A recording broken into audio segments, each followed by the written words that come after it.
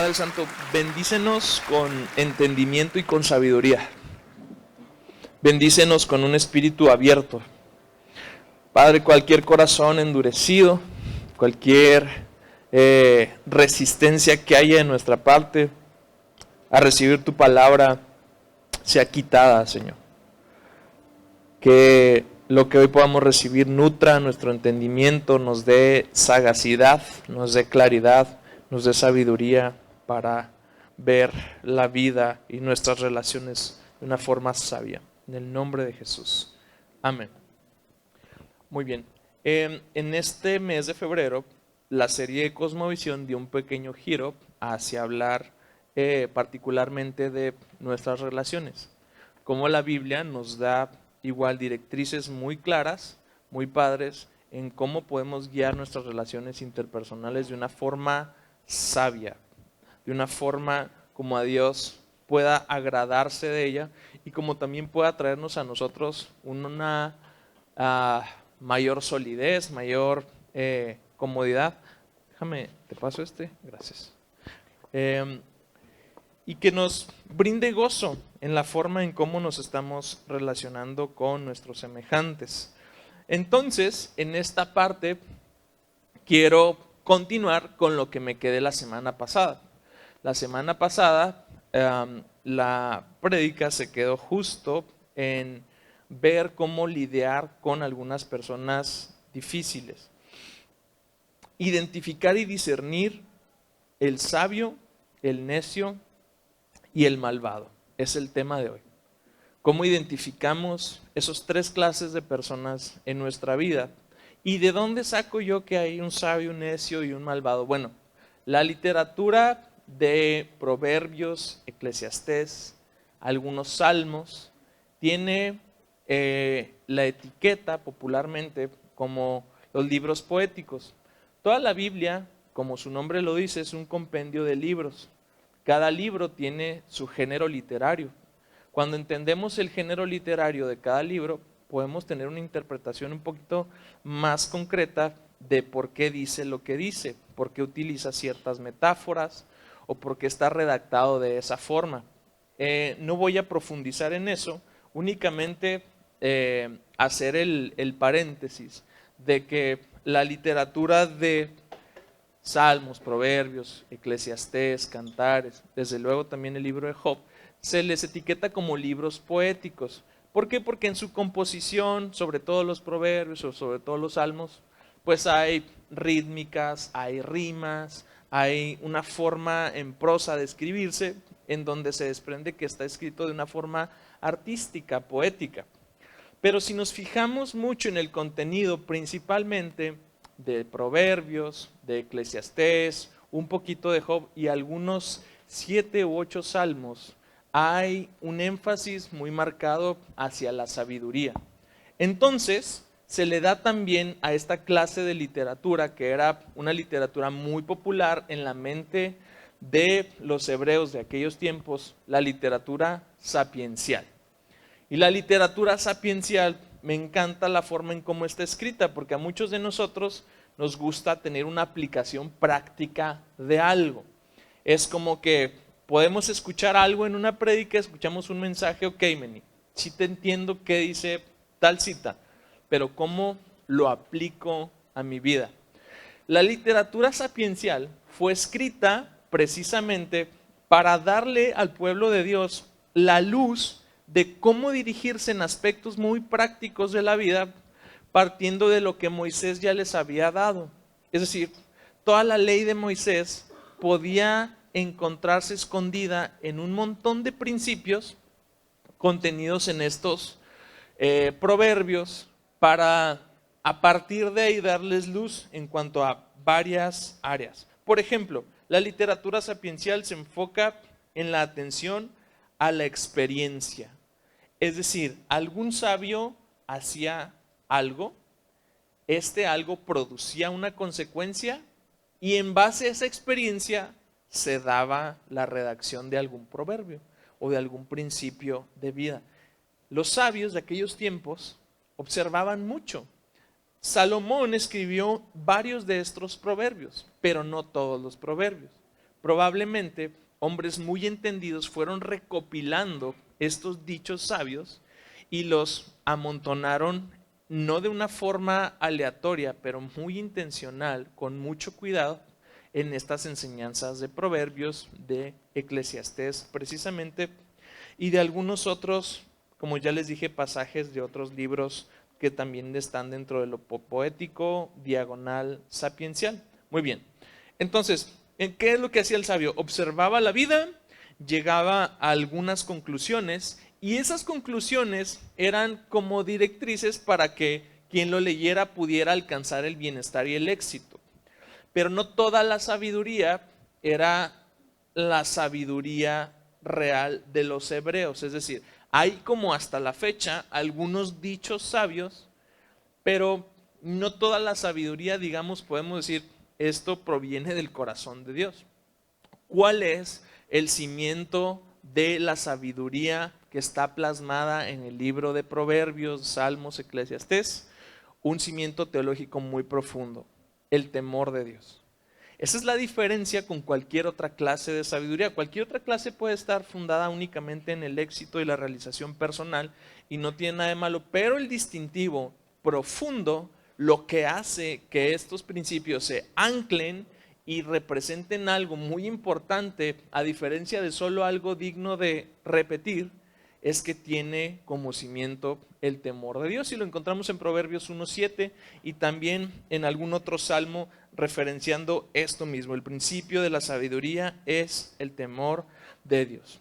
Partiendo de ahí, entonces, la literatura sapiencial se enfocaba mucho en la conducta del hombre y en que el hombre distinguiera lo bueno de lo malo.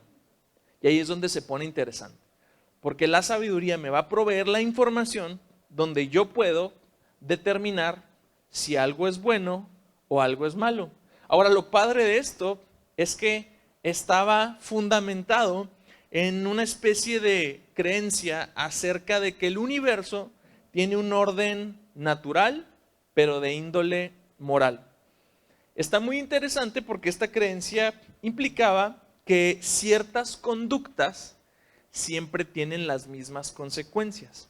Entonces, si siempre A termina en B, entonces mejor escribo que A termina en B, y quizás algún aguzado, alguien que ande en busca de sabiduría, sabe que si A termina en B, entonces podemos elegir quizás no hacer A, ¿no? Y podemos tomar una mejor decisión basados en que conocemos cuál es la consecuencia. Obviamente, Eclesiastés viene como un contraste y un contrapeso de Proverbios que es maravilloso también, porque Eclesiastés dice, no siempre A más B da igual a AB, ¿sí?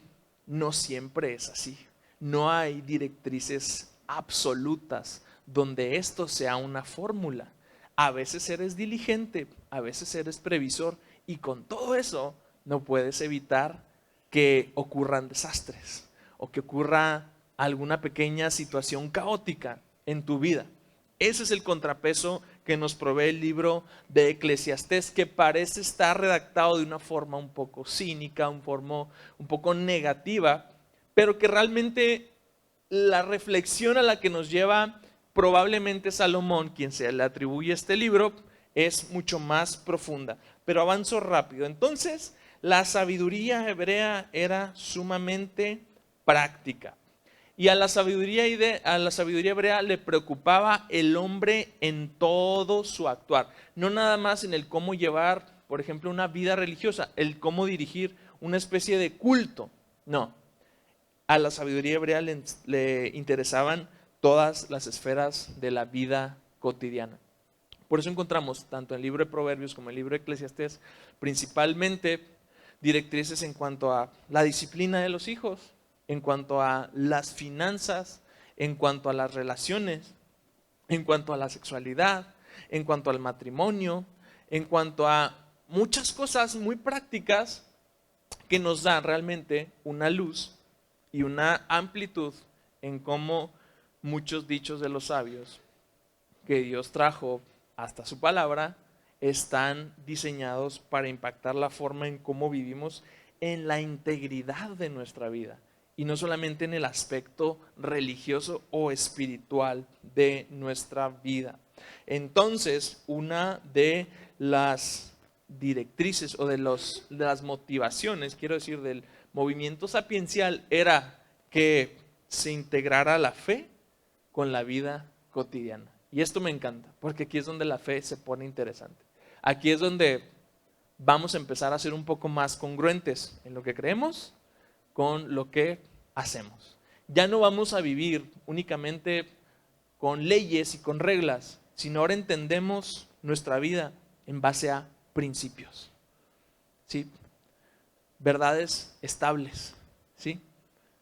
Razones a veces hasta lógicas de por qué una causa normalmente termina en una consecuencia y por qué mi decisión es hacer aquello en lugar de esto, porque alguien ya lo ha escrito previamente. Muy bien, entonces, ya para llegar al punto de esta literatura, siempre vamos a ver tres personajes.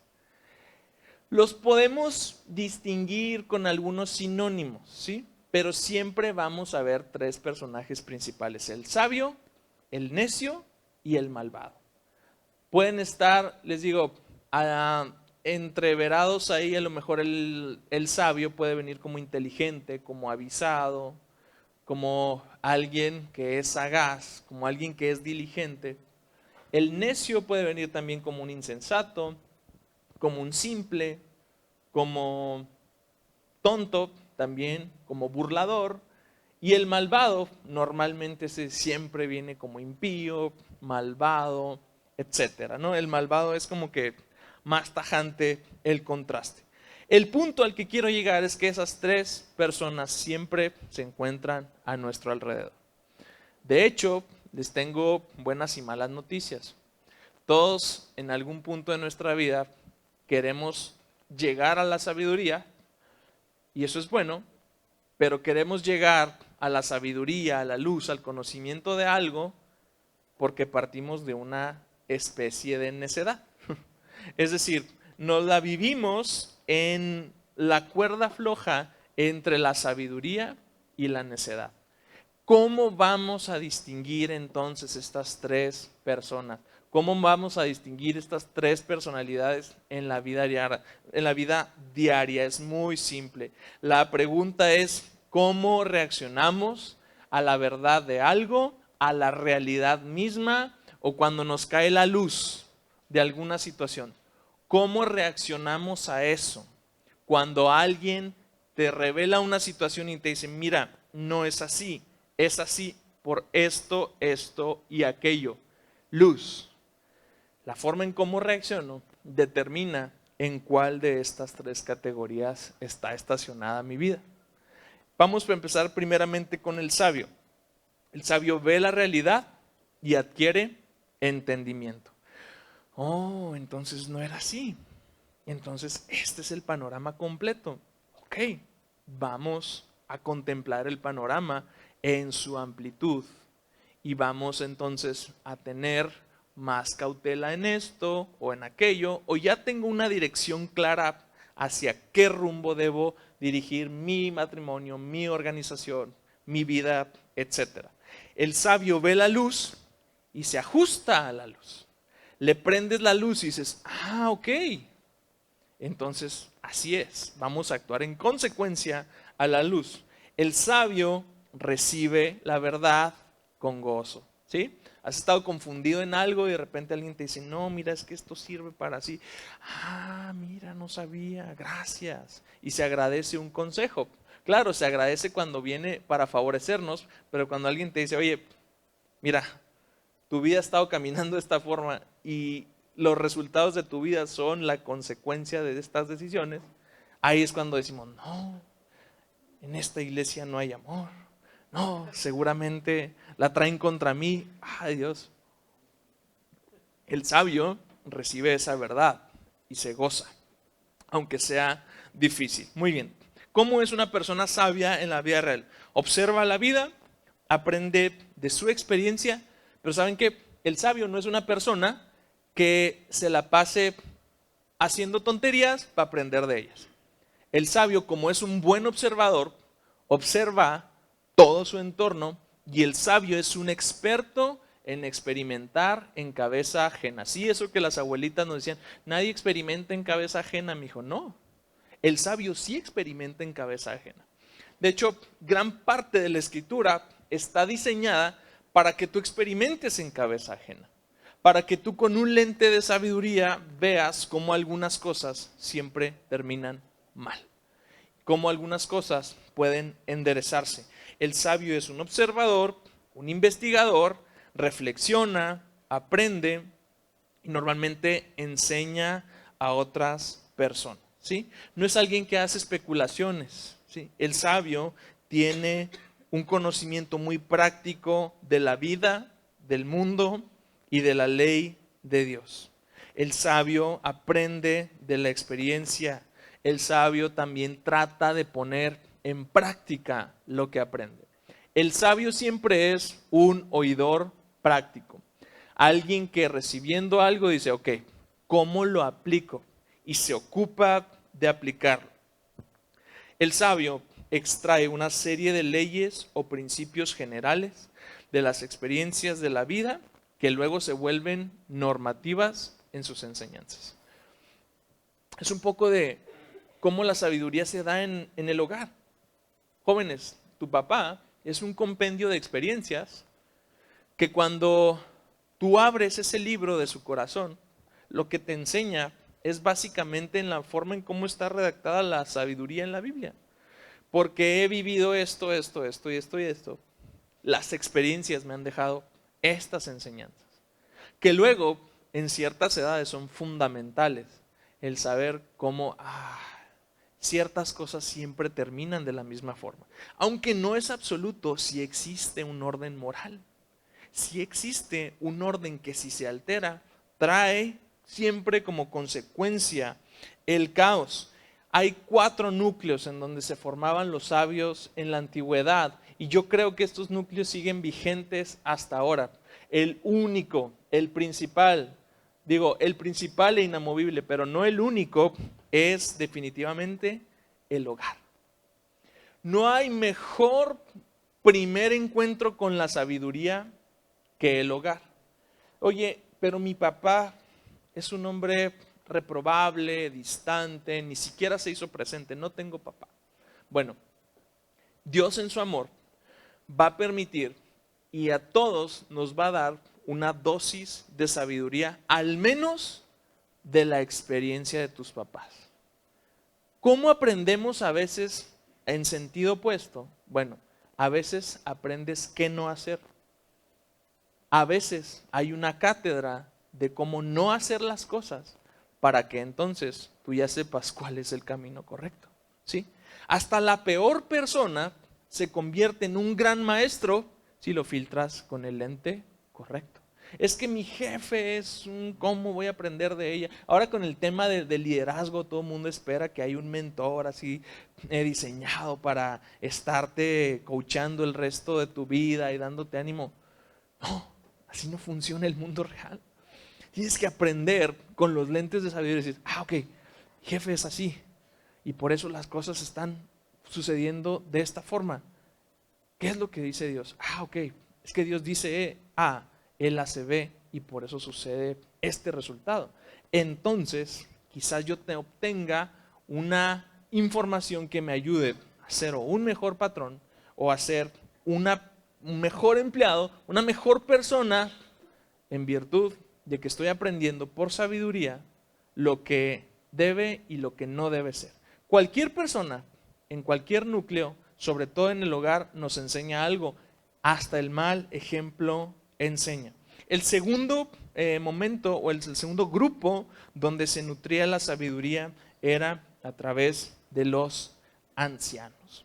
Definitivamente las canas siempre predican. Antes los ancianos estaban en las ciudades. Eran los que discutían asuntos legales, resolvían controversias. Vemos algunos pasajes de la Biblia donde los personajes acuden a las puertas de la ciudad porque ahí se ventilaban asuntos importantes. Ahí es donde los ancianos haciendo uso de la sabiduría que les había sido heredada, resolvían ciertos lugares. Para nosotros es cualquier otra autoridad que no sea una autoridad directamente paterna. Sí hay políticos, sí hay autores, sí hay libros, sí hay profesionales que también nos dan sabiduría y también nos guían y nos enseñan. Únicamente distingamos de algo: la sabiduría de Dios siempre tiene como sustento el temor de Dios. Muy bien, tercer punto de donde partía la sabiduría: partía a través de los profetas o en su tiempo también de los jueces. Estos cuates eran muy incómodos porque en tiempos de desorden era donde Dios los levantaba otra vez a darle orden al pueblo. Por eso dice un proverbio que sin profecía el pueblo se desenfrena. Había que dar una luz, había que dar una dirección, un norte hacia la vida moral, legal, espiritual del pueblo, y de eso se encargaban los profetas. Hoy en la actualidad Dios le ha placido desparramar su sabiduría por todos lados y nos ha dado también autoridades espirituales que hasta la fecha pueden servir como estos faros de luz, faros de sabiduría que nos permiten acceder a una información más fidedigna, ¿sí? Que nos permiten acceder a cómo con el corazón de Dios y cómo con el temor de Dios en el corazón sobre todo podemos resolver situaciones concretas. Luego venían las instituciones como último punto de obtener sabiduría. En aquellos tiempos era a veces a través del sacerdote o también a través de los jueces. Los jueces no simplemente eran como revolucionarios o caudillos, los jueces también resolvían y lideraban a las tribus del pueblo de Israel hacia ciertas direcciones. En esos 4 contextos se cocinaba y se retroalimentaba la sabiduría, siguen vigentes y podemos buscar cultivar en cada uno de esos 4 niveles sabiduría para nuestras vidas. Ahora, siempre se encuentra este conflicto. Ser sabio es sinónimo de ser inteligente. Te voy a decir no, pero al mismo tiempo una persona sabia siempre parece más inteligente, ¿sí? Ser sabio no es sinónimo de un IQ muy, muy brillante, ¿sí? No es sinónimo de que seas una persona digna de un premio Nobel. Definitivamente, ser sabio te da sagacidad y te da ojo para interpretar la realidad, para administrar la verdad y para aplicarla en tu vida. Entonces, una persona sabia, ¿qué virtudes tiene? Bueno, la humildad definitivamente es una de ellas, la capacidad de aprender y de ser enseñado. Era una persona devota, era una persona enseñable, dispuesta y responsable. Estas eran las virtudes que normalmente acompañan y son el caldo de cultivo perfecto para que la sabiduría empiece a florecer en nuestra vida. ¿Qué más? Las personas sabias son empáticas con los demás. Las personas sabias no solo se consideran a sí mismos. El mundo está lleno de egoísmo. Lo que prolifera en nuestra sociedad es el egoísmo. Es yo, primero yo y al último yo. El sabio se considera siempre como miembro de un entorno. El sabio se ve siempre en un contexto de grupo. Nunca se ve en un contexto donde solo yo y nada más yo. Sabemos que estamos abandonando la sabiduría cuando en situaciones nos estamos enfocando y ensimismando siempre aquí. Es que pobrecito de mí. Probablemente eso sea un síntoma de que no estás manejando la situación sabiamente. ¿Qué piensa la otra persona? ¿Qué dice la otra persona? ¿Qué es lo que pudo haber sucedido en su contexto? ¿Ves? Eso te ubica y nos desprende un poco del ego y nos desprende un poco del egoísmo y nos pone en un contexto más práctico para aprender. El sabio no considera sus propios deseos y sentimientos, ¿sí? Siempre hay esperanza para que una persona sabia sea puesta en más conocimiento, más éxito, sí, más prosperidad, sí. La sabiduría siempre trae cosas buenas. La sabiduría siempre atrae para nuestra vida que muchas cosas buenas sucedan, aunque no necesariamente se presenten en fila como una fórmula milagrosa para el éxito, pero definitivamente la sabiduría viene acompañada de muchas bendiciones de todas clases. Este es el proverbio que describe de una mejor manera el corazón del sabio. Dice: corrige a los sabios y te amarán, instruye a los sabios y se volverán aún más sabios. Enseña a los justos y aprenderán aún más. Este es el corazón del sabio. Cuando tú tienes un amigo sabio, ¿cómo reaccionamos ante él? Dedícale más tiempo. Es una relación muy bonita de cultivar. Platica más con él porque es sabio. Te da perspectiva, te enriquece, no estorba, no razona en círculos, no razona en torno a sí mismo siempre como el necio. El sabio está ahí para ser un apoyo para nuestra vida. La forma en que se responde a una persona sabia siempre es con más tiempo, más diálogo, más información. Dice Proverbios 18:2, a los necios no les interesa tener entendimiento, solo quieren expresar sus propias opiniones. Esa para mí es la clave del diálogo con una persona. Cuando yo intercambio información con alguien, yo veo si hay sabiduría en su corazón, hay un deseo genuino de intercambio o solamente te quiere aventar lo que trae adentro, ¿sí? Cuando alguien nomás está aventando lo que trae adentro y quiere, es como que, pero, pues gracias, pero que la conversación, tú sabes, no llega a ningún lado. No produce nada, no sales sintiéndote como que qué padre conversación, ¿no? Qué enriquecedor. No, todo muere ahí, porque el necio solo quiere sacar, y es mi opinión, ¿De dónde sale? Vivencias, a ver, dame más, ¿de dónde está nutrida tu opinión? No, pues de su torcida mente, nada más, ¿no? De sus emociones, de su pequeño mundito donde él es el rey y donde nada más él existe. Así detectamos inmediatamente un necio y lo contrastamos con un diálogo con alguien que es sabio. Precisamente dentro de la palabra diálogo se encuentra que haya dos personas. Y lo opuesto de diálogo es monólogo. A los monologuistas, tú diles que sí y termina la conversación en 5 minutos. A los que les gusta intercambiar, dales información. Muy bien, entonces ahora sí entramos con el necio o insensato. ¿Cómo reacciona el necio a la luz? El necio ve la luz y ajusta la luz. Como que vamos a quitar el foco. Como que no me gusta que me hayan alumbrado en esta situación. No, pues yo sé que tengo que hacer este cambio. Digo, es evidente que he estado manejando, digamos, mis finanzas de una forma ruin. He estado manejando mis finanzas de la peor forma posible, pero no, mejor voy a buscar cómo ajustar la verdad para mantenerme en esa ruindad. Es evidente que mi forma de relacionarme con mis hijos, con mi esposa, está trayendo caos y desorden y tristeza y todo. Que cambien ellos, dice el necio, que se ajusten ellos. Y el necio ve la realidad y la niega, ¿sí? Nunca es tan malo como todo parece.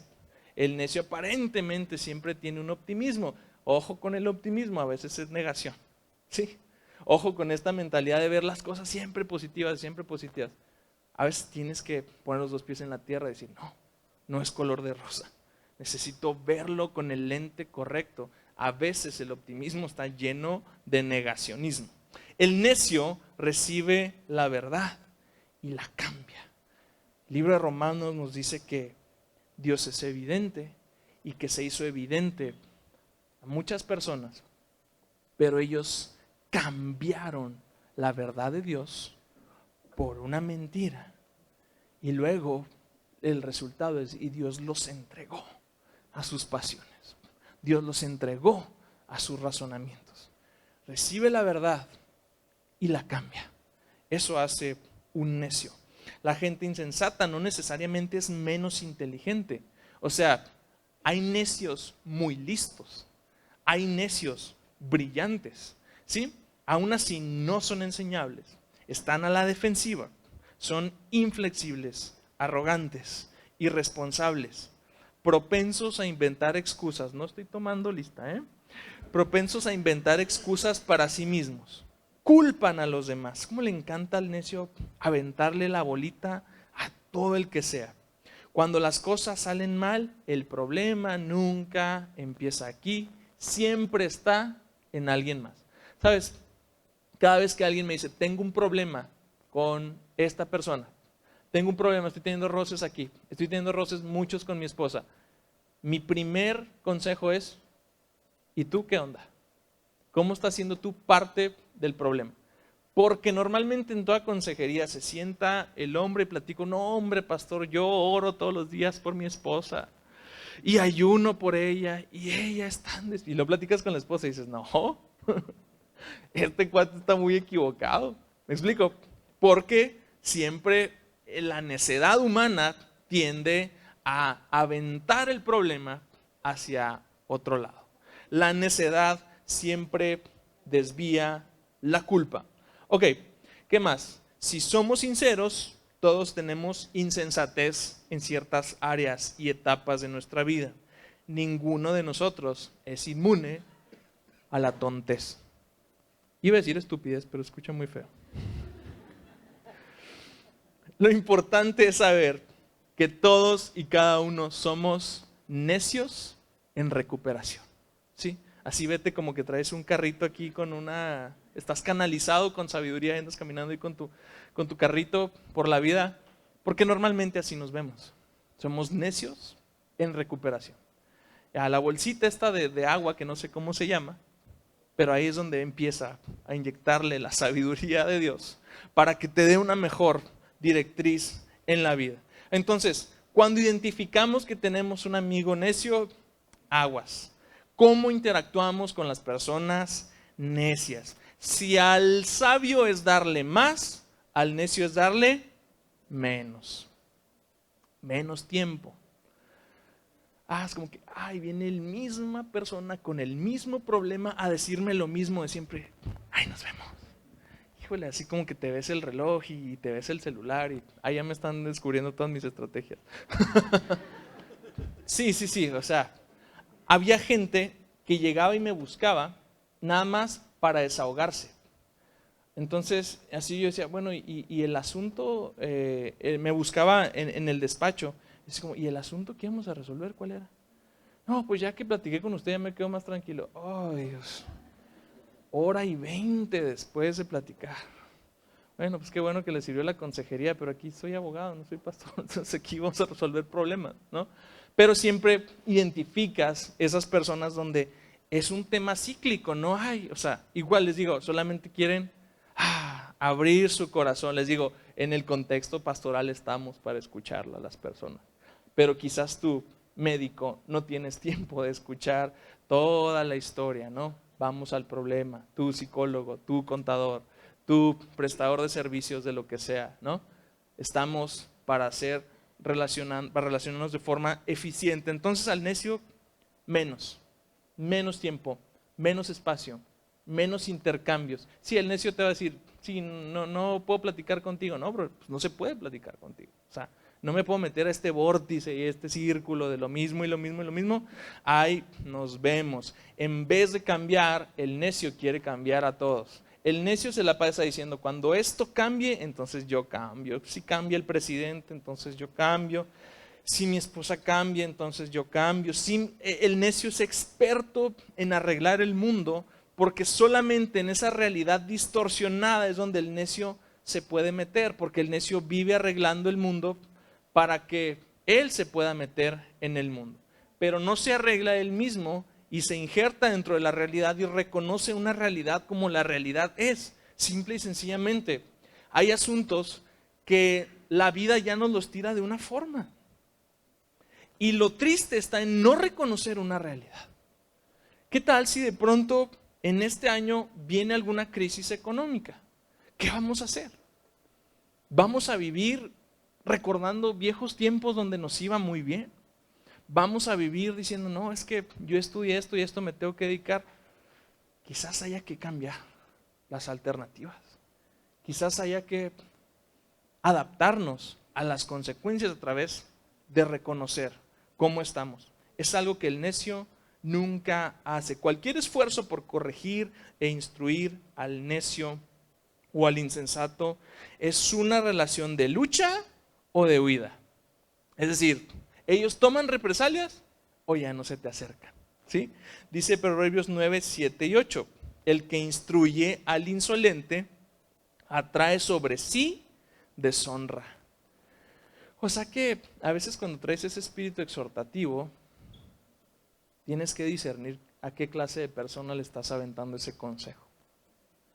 Sí, porque de pronto por ir a querer darle luz al insolente, pues atrae sobre sí deshonra, indica una especie de insulto de él hacia ti. Sí, no quisiera darme cuenta qué clase de catálogo de insultos maneja ese necio que quieres aconsejar, pero definitivamente tienes que hacer el proceso de discernir primero qué persona es, para no atraer sobre ti deshonra. Dice, el que reprende al impío recibe insultos.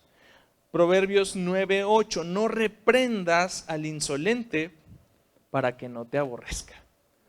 No hay intercambio, no hay una verdadera discusión. Es su realidad y nada más esas. El necio no tiene empatía por los demás, él se ve moralmente superior a los demás. Cuando se trata de un necio, tienes la conversación una y otra vez y es agobiante. Con el necio reaccionamos con menor frecuencia estar junto a esa persona, con menor frecuencia vamos a tener esos dolores de cabeza que nos proporciona la necedad.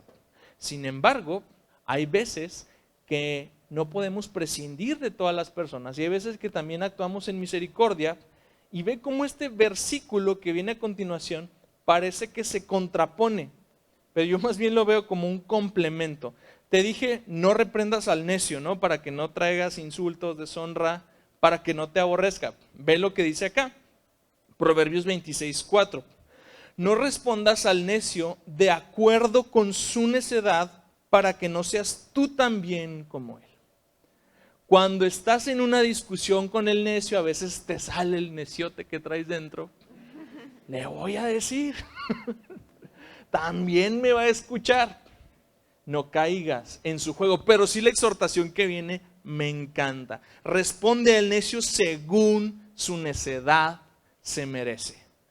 Esta es complementaria de la anterior. A este necio, al primer necio de Proverbios 9, 7 y 8, le puedes decir, ¿sabes qué, mijo? Bueno, por ahí está el camino y ahí nos vemos, ¿no? Y atrás de la rayita porque estoy trabajando. Con este necio, sí necesitas ejercer alguna clase de consecuencia, porque quizás por su naturaleza no te puedas alejar o desprender de él. Hay alguna relación con él. Responde al necio según su necedad se merece, para que no sea sabio ante sus propios. Ese me encanta, para que no se la crea. Hay veces que los cuates están muy subidos. Ahorita te lo bajamos, pum, de volada, ¿sí? Pero que no sea conforme a su necedad. Entonces, ¿a qué se refiere Proverbios 26, 4 al 5? ¿Cómo reaccionamos a esta clase de necios? Con estructura, consecuencias y límites. Esta es la filosofía de disciplina que aplicamos en el hogar. Nuestros pequeños hijos, hermosos cual son ellos, son unos neciecitos. En su formación estamos sacando la necedad. Me encanta que otro porrero dice, la vara sacará la necedad del muchacho, ¿no?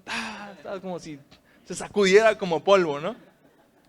Esta formación con estructura, consecuencias y límites es lo que proporciona que esa necedad se le salga a la criatura hermosa que Dios te dio, ¿sí? Porque nuestros hijos están bajo una configuración de actuar en su necedad.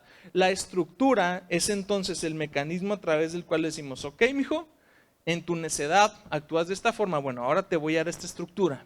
Hay estos horarios, hay estas obligaciones, ¿sí?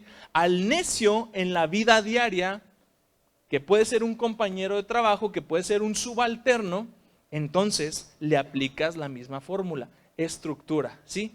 Veo que no estás haciendo bien tu trabajo, veo que tu desempeño es que no atiendes bien al cliente. Estos son los estándares, mira. Esta es la filosofía. Imprímele la visión y visión de tu empresa. Aquí está. Esta es la filosofía con la cual nosotros hacemos el cambio de aceite a los vehículos, ¿sí? Así es la atención que se le da al cliente.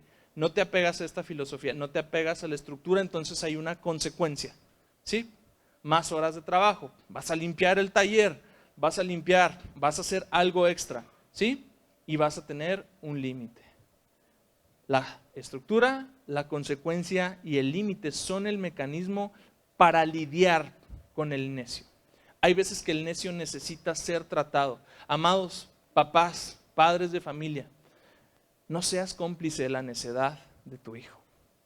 El peor error que podemos cometer como padres es hacernos uno con la necedad, porque si los amamos tan hermosos y cuando están dormiditos se ven más hermosos, ¿no?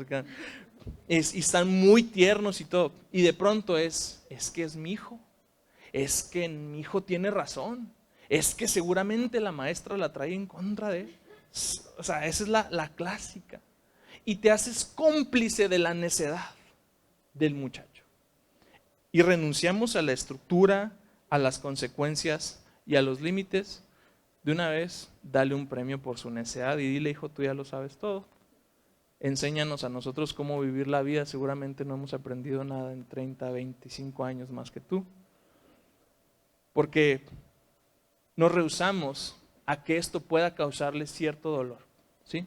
En una relación normal, la estructura, las consecuencias y los límites suponen la forma en cómo nosotros marcamos una pauta para esos necios.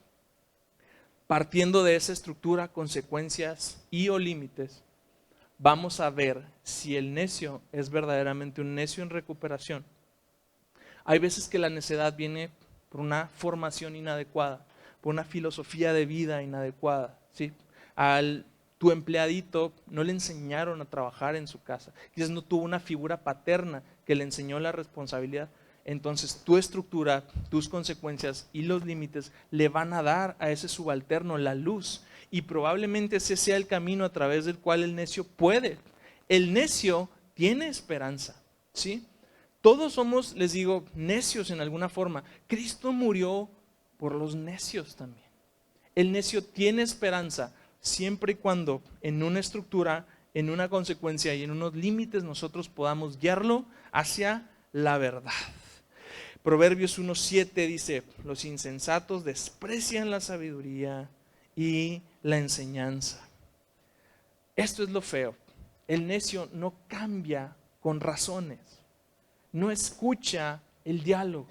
A veces el necio necesita las consecuencias para poder cambiar.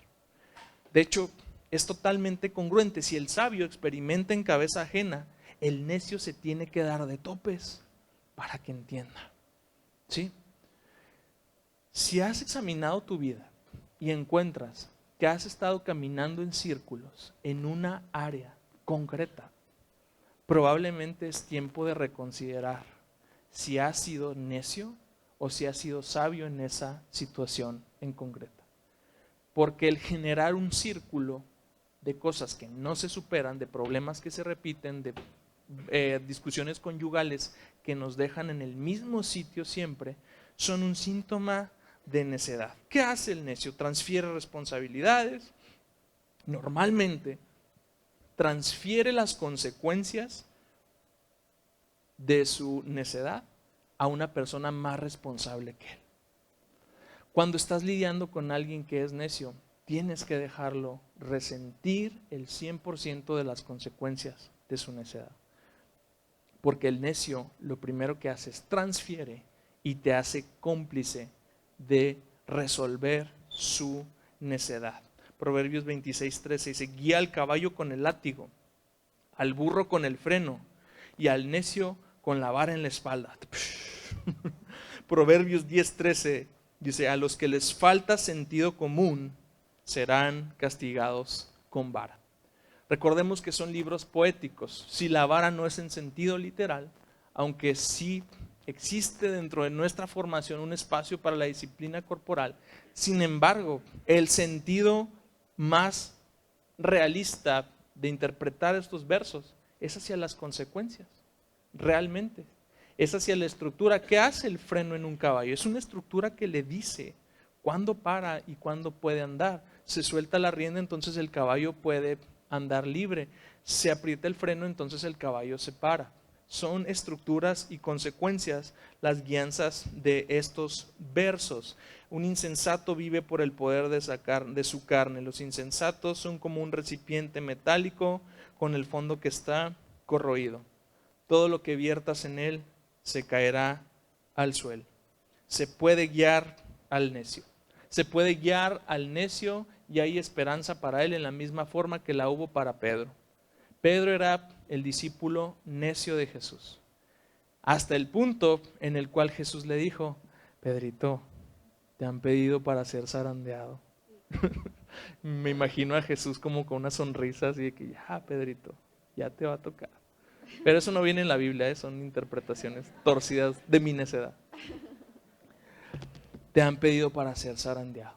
¿Y qué dice el Señor Jesús? Yo voy a orar por ti.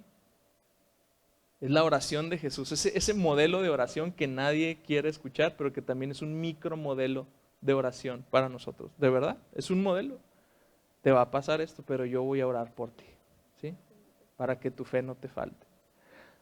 Gracias a las consecuencias, un Pedro se redimió y un Judas que nunca resintió las consecuencias terminó condenado. Hay esperanza para los necios. El último, el malvado. El malvado es otro caso. Es otra especie diferente. El malvado, si tú lidias con el necio, con consecuencias, estructura y límite, al malvado le echas la policía, le echas los abogados, y si tienes un arma en casa, no te creas. El malvado. ¿Cómo es el corazón del malvado? Salmo 36. Te digo que también hay sabiduría sapiencial, hay tintes sapienciales en algunos salmos. Salmo 36, 1.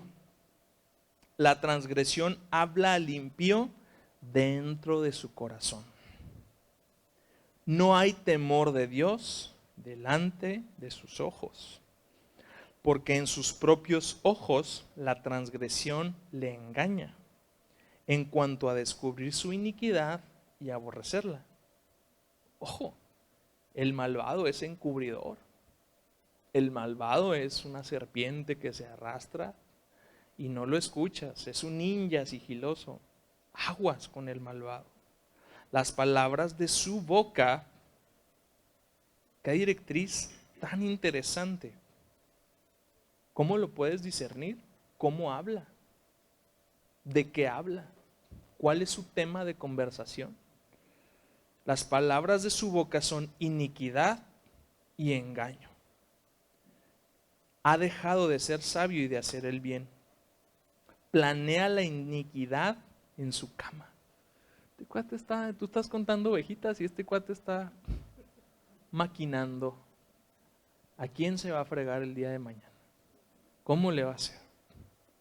Se obstina en un camino que no es bueno y no aborrece el mal. Alguna vez me tocó lidiar con un malvado. ¿Sabes qué? Para el malvado no hay esperanza. Las consecuencias no se las apliques tú. Los límites sí. Pero ¿sabes qué? Las consecuencias se las va a dar la vida. El malvado, yo lo comparo de esta forma. La iglesia es un cuerpo y tú no te amputas un miembro de tu cuerpo solamente porque duele o está enfermo, lo sanas. Pero ¿sabes cuándo sí es necesario amputar un miembro de tu cuerpo?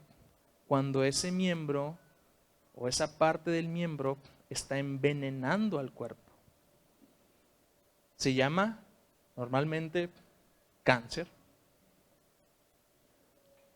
El malvado es cáncer, ¿sí? El malvado era Judas en los 12 apóstoles. El malvado era el matrimonio de Ananías y Zafira en la iglesia primitiva. El malvado eran Alejandro e Himeneo en el ministerio de Pablo. Los malvados eran Janes y Jambres, los hechiceros de Faraón que puso para detener a Moisés, para contrarrestar las señales que Dios hacía a través de su vara.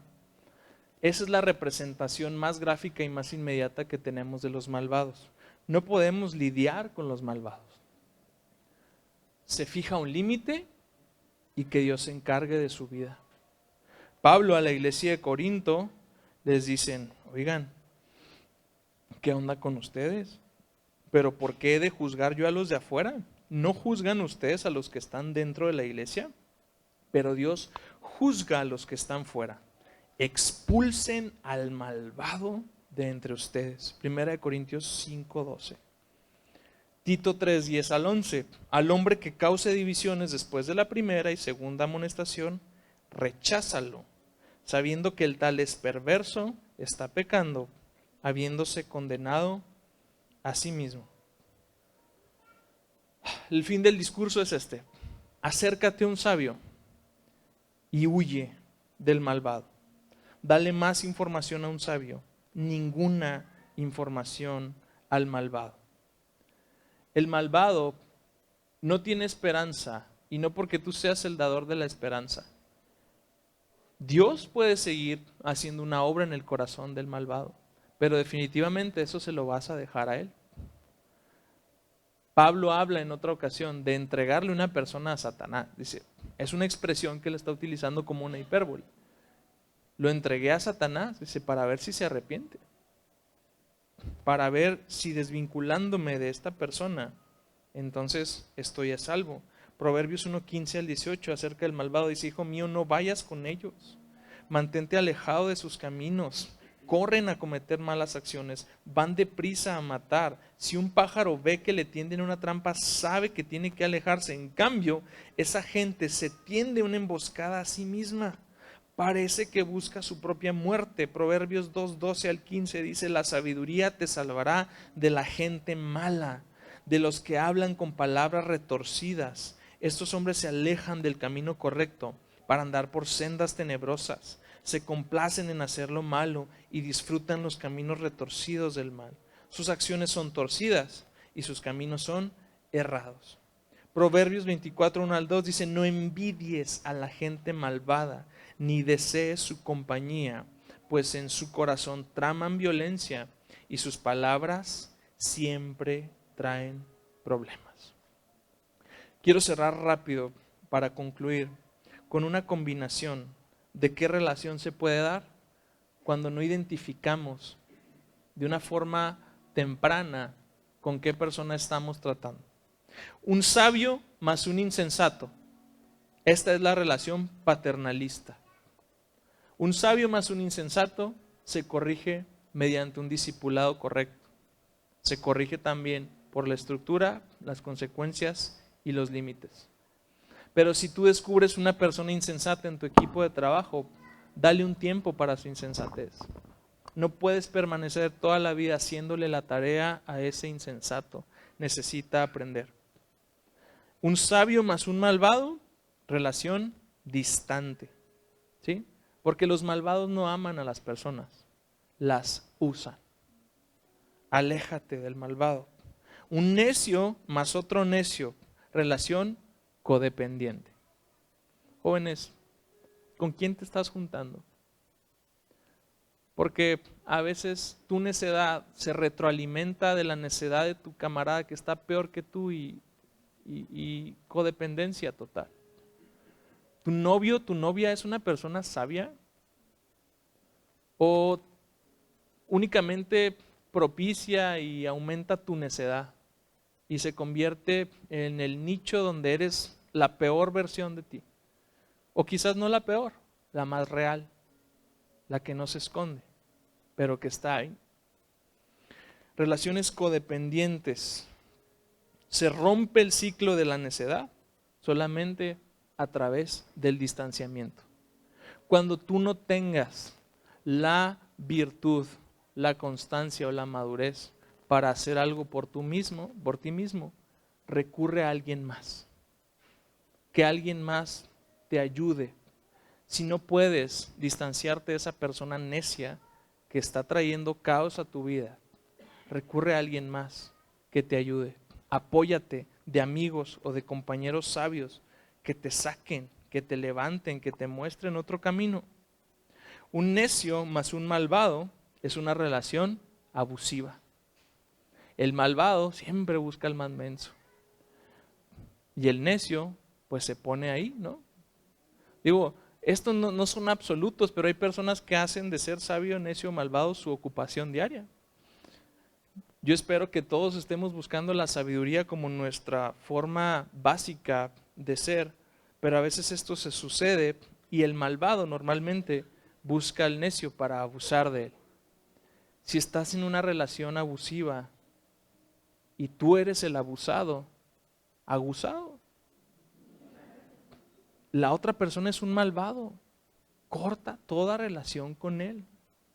Toda relación abusiva consta de un malvado abusador y un necio que no corta el cordón, que no busca el consejo, que vive ilusionado. No es que todo cambie para que él cambie. No funciona de esa forma. Necio más malvado, abusivo, malvado más malvado, relación peligrosa. Aguas con esas personas.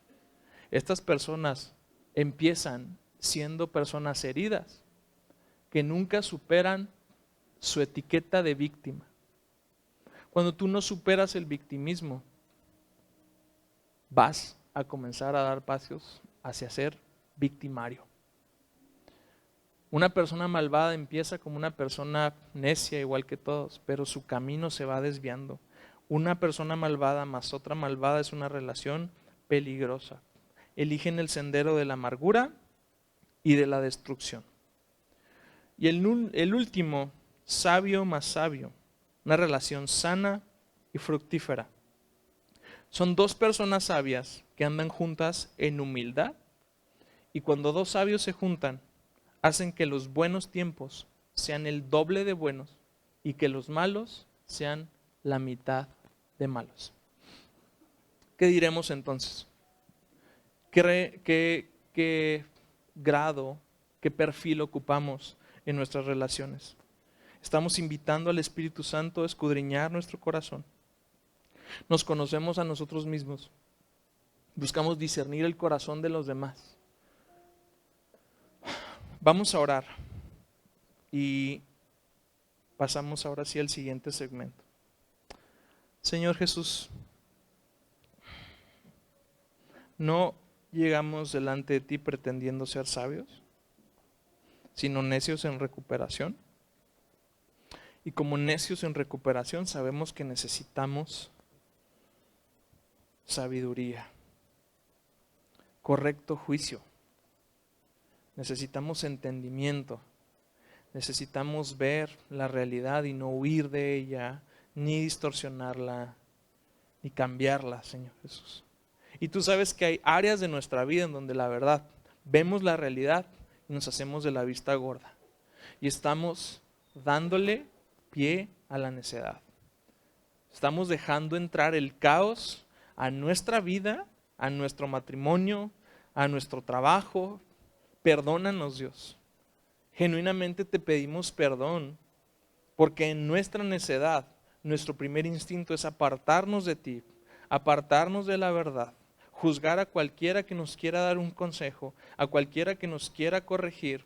Dios, no permitas que seamos personas que huyen, que cancelemos la voz de tu Espíritu Santo solo porque estamos muy empecinados en permanecer de la misma forma en que estamos. Dios, y si hay alguno malvado entre nosotros, Dios, dale una última advertencia para que transforme su corazón o para que sea cortado de este lugar, Señor. Danos sabiduría para identificar a los malvados de nuestra vida y terminar de tajo con autoridad toda relación malvada, toda relación abusiva, toda relación, Señor Jesús, de violencia. Dales esta fuerza y esa entereza a tus hijos que están siendo víctimas del abuso y del maltrato, para que detengan eso y busquen ayuda, y busquen autoridades y busquen medios, Señor Jesús, para que la justicia llegue a esos malvados y los detenga.